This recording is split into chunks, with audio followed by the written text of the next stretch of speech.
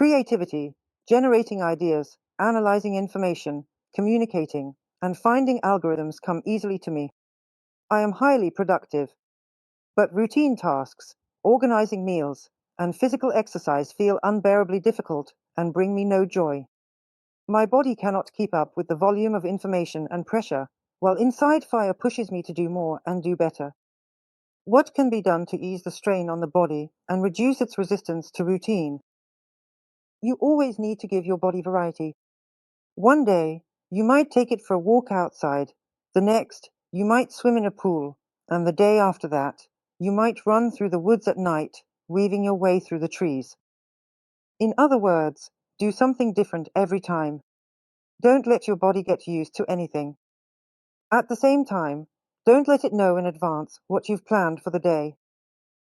For example, write down all the possible physical challenges for your body on pieces of paper, put them in a top hat, and pick one at random each day.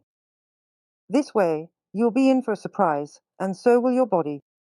By doing this, you'll be playing with fate, challenging destiny, and giving your body a bit of playful, childlike fun, which, by the way, is something you really need as a creative person.